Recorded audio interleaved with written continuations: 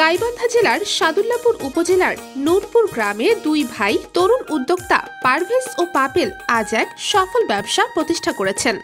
দীর্ঘদিনের স্বপ্ন ছিল তাদের সৃষ্টিশীলতার মাধ্যমে একটি সফল কারখানা গড়ে তোলা এবং নিজেদের কর্মসংস্থান তৈরি করার। তাদের কর্মকাণ্ড সাড়া ফেলেছে আশপাশের এলাকায় এবং তাদের এই উদ্যম আজ পুরো এলাকার জন্য গর্বের বিষয়।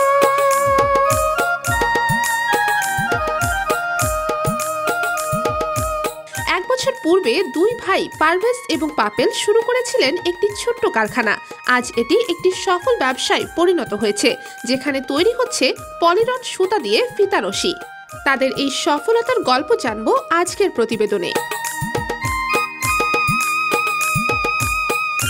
এই কারখানায় বর্তমানে কাজ করছে ৮ জন দক্ষ শ্রমিক। এখানে তৈরি হচ্ছে উচ্চমানের ফিতা রশি, যা সারা গাইবান্ধা এবং রংপুর জেলার বিভিন্ন বাজারে বিক্রি হচ্ছে।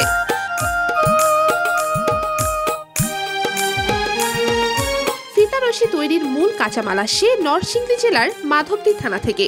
যদিও দূরত্ব একটু বেশি, তবুও এই কাঁচামালের মান তাদের উৎপাদনে খুবই গুরুত্বপূর্ণ। কিন্তু এই কাঁচামাল সংগ্রহের খরচ কিছুটা বেশি পড়ছে, যা ব্যবসার মূল খরচকে বৃদ্ধি করেছে। উদ্যোক্তা পাপেল জানান, ছোট থেকেই তিনি একজন সফল উদ্যোক্তা হওয়ার স্বপ্ন দেখতেন। তার এই স্বপ্নের বাস্তবায়নে বিভিন্ন চ্যালেঞ্জ মোকাবেলা করতে হয়েছে। তবে ইউটিউব থেকে বিভিন্ন ধারণা নিয়ে কারখানা গড়ার পর আজ তিনি তার কাজের ফল পাচ্ছেন। বর্তমান যে চাকরির যে বাজার, আসলে এই বাজারে প্রতিযোগিতা করা খুবই সমস্যা। এর জন্য নিজের থেকে আমি ছোট থেকে স্বপ্ন দেখতাম যে আসলে আমি উদ্যোক্তা হব। সাদুল্লাপুর থানায় নূরপুর গ্রামে আমার এই রশি ও ফিতা হাউস কারখানা 13ই ফেব্রুয়ারি থেকে আমি চালু করি।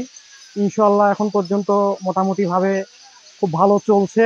আমি ডে নাইট 2 শিফটেই চালাই এবং এই উদ্যোক্তা হওয়ার পিছনে আমার ছোট থেকে খুব স্বপ্ন ছিল এবং এরপরেই আমি গত ফেব্রুয়ারির মাসেই আমি এই কারখানা এখানে স্থাপন করি। এই কারখানা গড়তে তাদের খরচ হয়েছে প্রায় 8 লাখ টাকা। যদিও শুরুতে বিভিন্ন কঠিন পরিস্থিতি মোকাবিলা করতে হয়েছিল, কিন্তু আজ তাদের মাসিক আয় বেশ ভালো। আমার ইনভেস্ট করা আছে 7 থেকে 8 লক্ষ টাকা। আমার এই কাঁচামাল অনেক দূর থেকে নিয়ে আসতে হয়। যেমন আমার এই কাঁচামালটা নরসিংদী থেকে আমি নিয়ে আসি। আসলে এগুলা বগুড়া, রংপুর আমি অনেক জায়গায় খোঁজ করেছি, কাঁচামাল আসলে কোথাও পাওয়া যায় না। নরসিংদী থেকে নিয়ে আসতে হয়। এছাড়া আমার কস্ট একটু বেশি পড়ে। আসলে বগুড়া বা রংপুরে যদি পাওয়া যায় তাহলে আমার জন্য একটু খুব ভালো হয়। এছাড়াও তাদের এই উদ্যোগে এলাকার অনেক বেকার মানুষ কর্মসংস্থানের সুযোগ পেয়েছে। পারভেজ ও পাপেল ভবিষ্যতে কারখানার পরিধি বাড়ানোর পরিকল্পনা করছেন, যাতে আরো বেশি কর্মসংস্থান তৈরি হয় এবং স্থানীয় অর্থনীতিতে অবদান রাখা যায়। আসলে এই ব্যবসাটা প্রথম অবস্থা মোবাইলে ইউটিউব দেখার পরে ধারণা নেই যেটা আনকমন ব্যবসা। তখন থেকেই বড় ভাই সহকারে সমন্বয়ে কাজটা শুরু করি।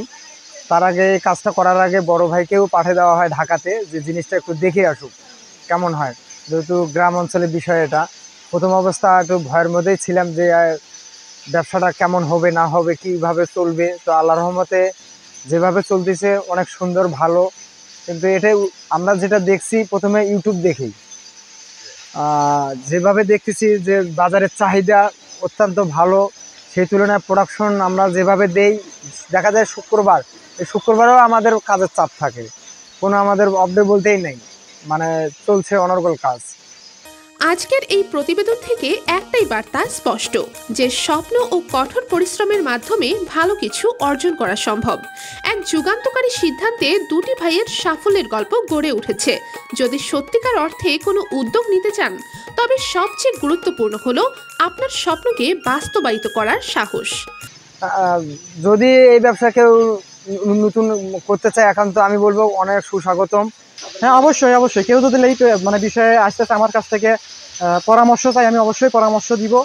হ্যাঁ, কিভাবে কি করতে হয়, কিভাবে ভালো হয়, আমি অবশ্যই তাকে পরামর্শ দিব। পারভেজ ও পাপেলের মতো উদ্যোগী তরুণদের সফলতা শুধু তাদের নিজস্ব নয়, এটি গোটা এলাকার জন্য অনুপ্রেরণার উৎস। গাইবান্ধার সাদুল্লাপুরের নূরপুর গ্রামের এই দুই ভাইয়ের কাহিনী প্রমাণ করে, কঠিন পরিশ্রম এবং স্বপ্নের প্রতি আস্থা কোনো কিছুই অসম্ভব নয়। আবিবা আহসান, নিউজ আওয়ার।